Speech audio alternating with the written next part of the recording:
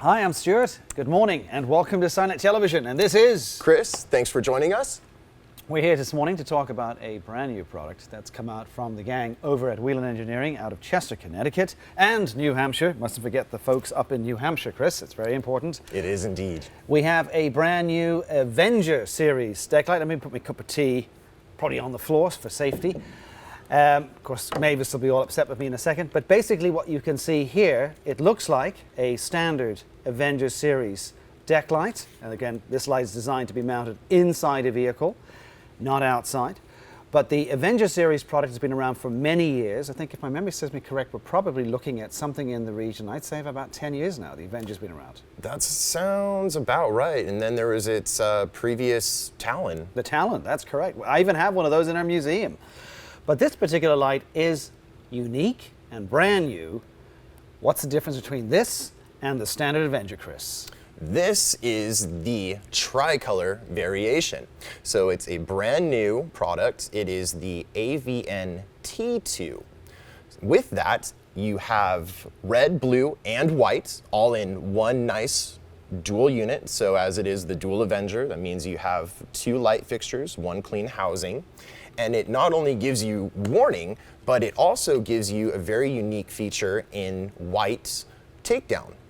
Now, there's a total of how many diodes? 18 diodes per side, so 36 in total for the dual unit here. I don't know whether the close-up camera can get in there, but maybe you can. Let me see if I can get it. I'm getting a nod from the crew. So you can see moving across here in Whelen's patented linear technology design, you've got 18 diodes in that area, just checking it with the camera crew. So there's one on one side and one on the other as far as the modules go. It also, of course, comes with suction cups. We'll get into the technical mounting in a sec. That's what this is here. This is for mounting. Now, personally, I'm not a fan of suction cup mounting, but nevertheless, it does come with that in the kit. And of course, you can also hard mount this into the roof of the vehicle as well with a variety of different options available on the website. So, Chris, tell us a bit more about how it works. This here is a little different than the typical Avenger.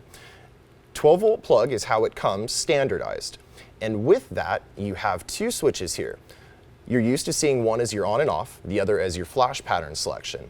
In this case, it's a little more unique for the tricolor version here.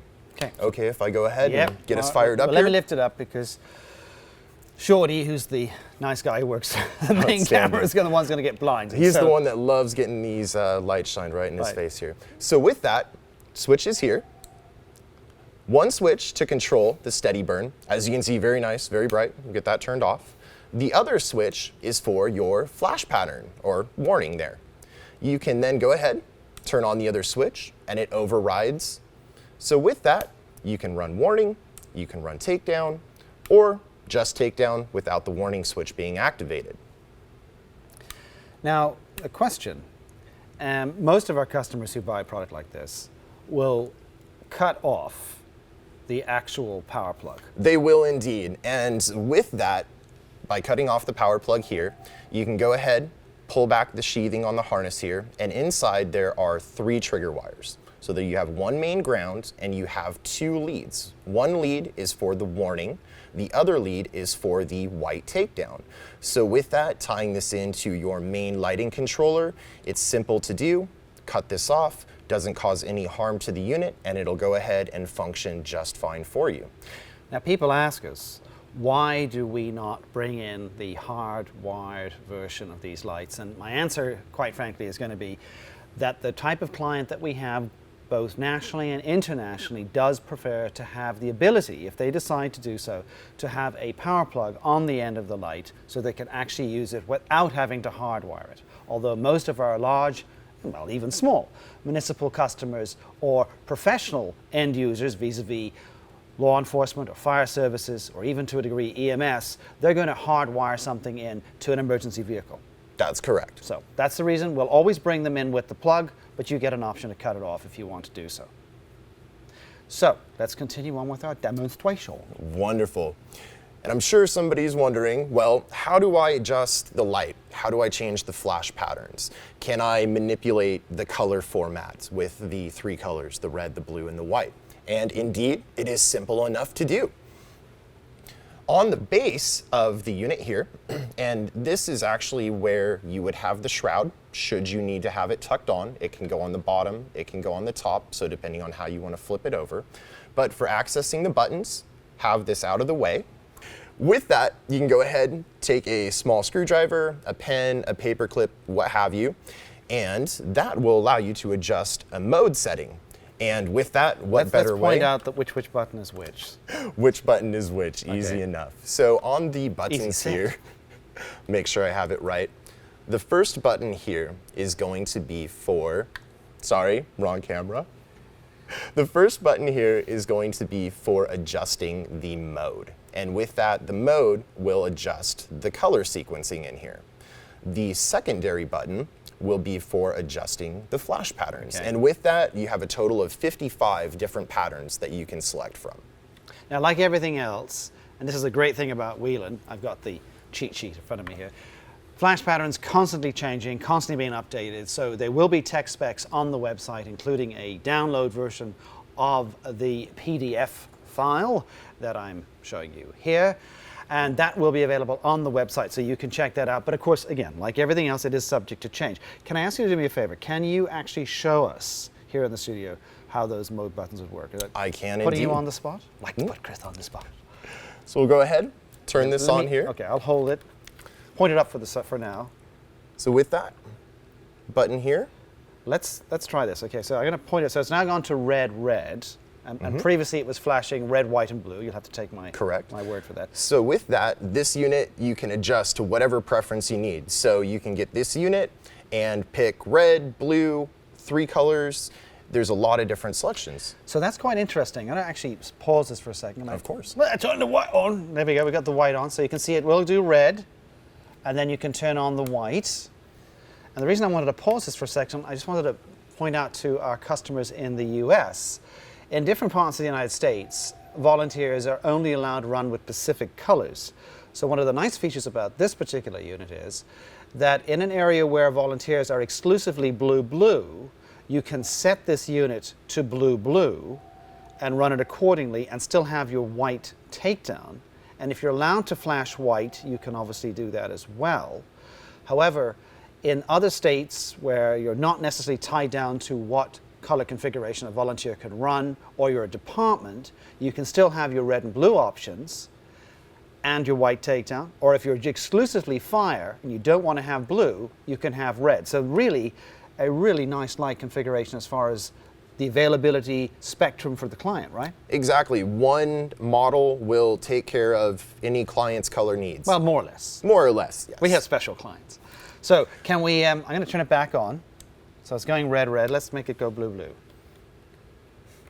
Right in the eyes. Great way to wake up. Okay. At least I've had my tea. So I'm going to move it around here. And you can see here, and again, this is a particular flash pattern, so it's flashing pretty fast, at least. Are you going to change something there? Oh, I'm just going to go ahead, jump it over to white, but we can go through a couple more modes here. So you can also have white flashing as well, Indeed. Blue flashing as well, red flashing as well, or a combo thereof. And with that, I'll go ahead and show a couple different modes here. Okay. So you've got the red, white. Well, actually, you've got the red-blue alternating. Yes. With that, you can go ahead and select the other sequences. So for folks in fire, you can go ahead and run your red and your white. And then again with that, still have the override. Go ahead and do a couple more here. So again, really serious amount of options are available with this particular unit. As Chris pointed out earlier, we can just turn that off for a sec. Thanks, Chris. As we pointed out earlier, this is an inside vehicle device. It's basically a deck light.